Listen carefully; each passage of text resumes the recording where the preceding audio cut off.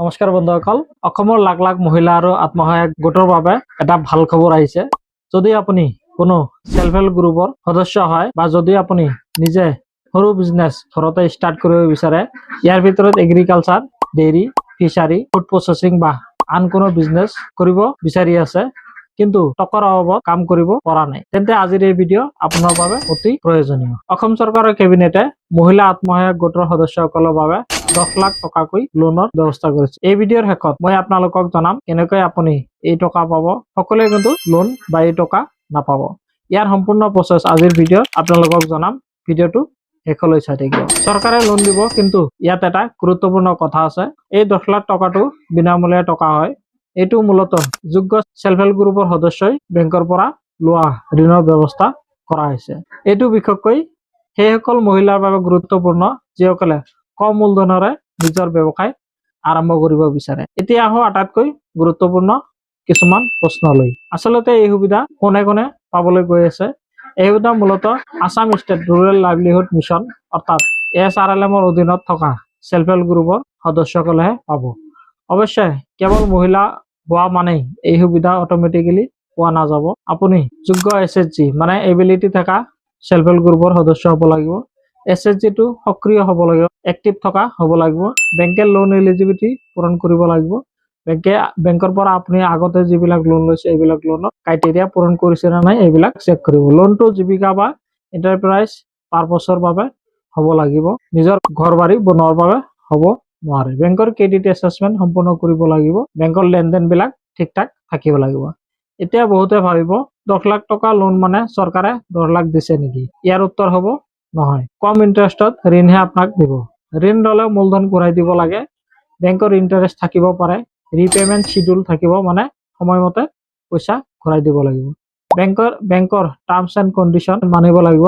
সেয়েহে কেৱল 10 লাখলৈকে লোন তৎক্ষণাত ল'ব নালাগে। প্ৰথমে বিজনেছ প্লান বনাওক। উদাহৰণস্বৰূপে আপুনি যদি 2 লাখ টকাৰ ব্যৱসায় কৰিব বিচাৰে, তেন্তে 10 লাখ টকা ঋণ লোৱাৰ প্ৰয়োজন নাই। যিমান প্ৰয়োজন সিমানে লোন লোৱাই এজন বুদ্ধিমানৰ কাম। SHG মহিলাৰ সদস্যসকলে বিভিন্ন ধৰণৰ এণ্টাৰপ্ৰাইজ আৰম্ভ কৰিব পাৰে। যেনে 1 নম্বৰত আছে খাদ্য প্ৰস্তুতকৰণ, আচাৰ, পিঠা, মছলা, শুকান খাদ্য, হোমমেড স্নেক্স। 2 নম্বৰত আছে পশুপালন বা ডেইৰী, যিটো কওঁ আমি, গাই গৰু, ছাগলী, হাঁহ কুকুৰা পালন। 3 নম্বৰত আছে মীন পালন, ফিছ ফাৰ্মিঙৰ জৰিয়তে উপাৰ্জন। 4 নম্বৰত আছে হস্তশিল্প, বাঁহ বেতৰ সামগ্ৰী, তাঁত, ট্ৰেডিশ্যনেল এছামিজ প্ৰডাকশ্যন। 5 নম্বৰত আছে সৰু দোকান, কিৰাণা দোকান, তেল boring, beauty parlour, mobile related business. 6 নম্বৰত আছে কৃষিভিত্তিক ব্যৱসায়, মাছৰুম খেতি, নাৰ্চাৰী, অৰ্গেনিক ফাৰ্মিং, ভেজিটেবল বা শাক পাচলি খেতি, যিটো আমি কওঁ। 7 নম্বৰত আছে ক্ষুদ্ৰ উৎপাদন উদ্যোগ, সৰু মেনুফেকচাৰিং বা পেকেজিং বিজনেছ। বন্ধুসকল, মূল কথা হ'ল ঋণটো এনে কামত ব্যৱহাৰ কৰক যাৰ পৰা নিয়মীয়া ইনকাম সৃষ্টি হয়।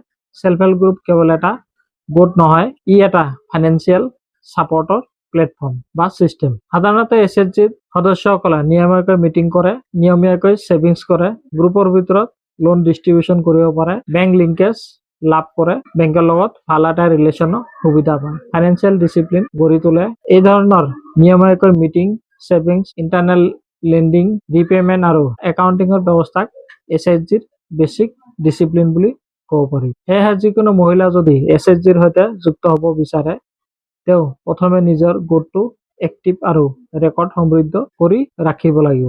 বন্ধুসকল, ঋণ লোৱাৰ আগতে এই 5টা কাম আপুনি কৰিব লাগিব। প্ৰথম, আপোনাৰ বিজনেছ আইডিয়া স্পষ্ট কৰিব লাগিব। আপুনি কি বিজনেছ কৰিব বিচাৰিছে সেইটো খাটাং কৰিব লাগিব। দ্বিতীয়তে, মুঠ খৰচৰ হিচাপ কৰিব লাগিব।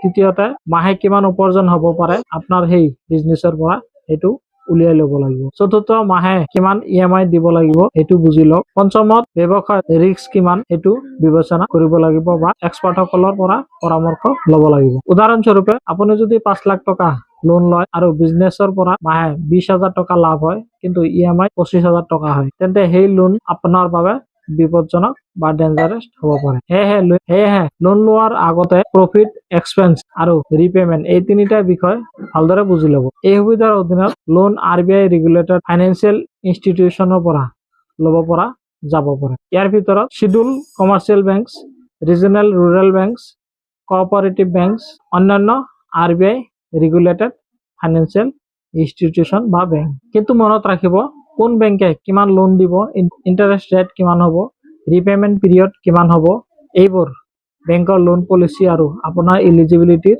ওপৰতহে সম্পূৰ্ণ নিৰ্ভৰ কৰে। এতিয়া আহক আপুনি যদি লোন ল'ব বিচাৰে সেই লোনৰ এপ্লিকেশ্যন প্ৰচেছ কেনেকুৱা হ'ব। প্ৰথমে আপোনাৰ SHGৰ গ্ৰুপৰ লিডাৰ বা কমিউনিটি ৰিচোৰ্চ পাৰ্চন, আমি যিটো CRP বুলি কওঁ, CRPৰ সৈতে কথা পাতক। তাৰপিছত আপুনি যিটো SHGত আছে এই SHGৰ বেংক লিংকেজ ষ্টেটাছ পৰীক্ষা কৰক। আপোনাৰ গ্ৰুপৰ ৰেকৰ্ড আপডেট আছে না নাই সেইটো চাই লওক। সঠিক বিজনেছ প্লান প্ৰস্তুত কৰক। সংশ্লিষ্ট বেংক ব্ৰাঞ্চৰ সৈতে যোগাযোগ কৰক। লোন এপ্লিকেশ্যন ছাবমিট কৰক।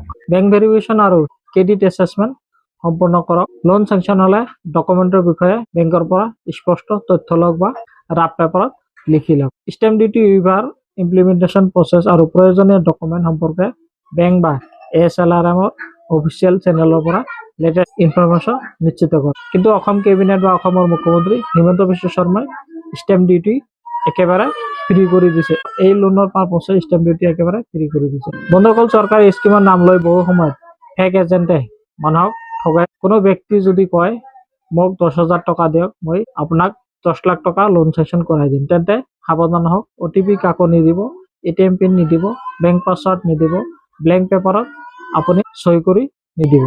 অচিনাকি এজেণ্টক কেছ টকা নিদিব।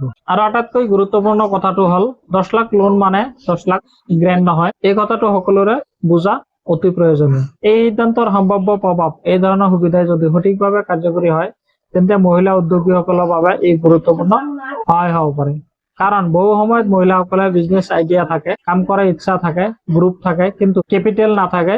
লোন ডকুমেণ্টৰ অভাৱ, ডকুমেণ্ট মজুত কৰা খৰচ বেছি, বেংক প্ৰচেছৰ জটিলতা এইবোৰৰ বাবে পিছ পৰি থাকে। অসম চৰকাৰে এই ক্ষেত্ৰত ষ্টেম্প ডিউটি ৰেহাইয়ে ডকুমেণ্টেশ্যনক কিছু কম হ'ব পাৰে, কিন্তু শেষ সফলতা নিৰ্ভৰ কৰিব সঠিক ব্যৱসায়িক পৰিকল্পনা, সময়মতে ৰিপেমেণ্ট আৰু লোনৰ সঠিক ব্যৱহাৰৰ ওপৰত। গতিকে বন্ধুসকল, মহিলা আত্মসহায়ক গোটৰ বাবে এই নতুন সিদ্ধান্ত নিশ্চয়কৈ সকলোৰে বাবে গুৰুত্বপূৰ্ণ। কিন্তু মনত ৰাখিব, লোন হৈছে আপোনাৰ বাবে সুযোগ, কিন্তু লোন হৈছে আপোনাৰ বাবে দায়িত্ব। সঠিক পৰিকল্পনাৰে লোৱা লোনে আপোনাৰ পৰিয়ালৰ ইনকাম বৃদ্ধি কৰিব পাৰে, কিন্তু ভুল ব্যৱহাৰে সেই লোনেই ফাইনেন্সিয়েল বাৰ্ডেন হৈ পৰিব পাৰে। সেয়েহে প্ৰথমতে ভাল বিজনেছ প্লান কৰিব লাগিব, নিজৰ বেংকৰ সৈতে কথা পাতিব লাগিব, ASLRM বা সংশ্লিষ্ট চৰকাৰী অফিচিয়েলৰ পৰা সঠিক অফিচিয়েল ইনফৰমেশ্যন ল'ব লাগিব আৰু কোনো দালাল বা ফেক এজেণ্টৰ ওপৰত বিশ্বাস নকৰিব। যদি আপুনি মহিলা SHGৰ সদস্য আৰু এই সুবিধাৰ বিষয়ে অধিক জানিব বিচাৰে তেন্তে মোৰ কমেণ্ট বক্সত লিখক SHG লোনবোৰ। এই ভিডিঅ'টো আপোনাৰ SHGৰ সকলো সদস্যলৈ শ্বেয়াৰ কৰক আৰু ভিডিঅ'টো ভাল লাগিলে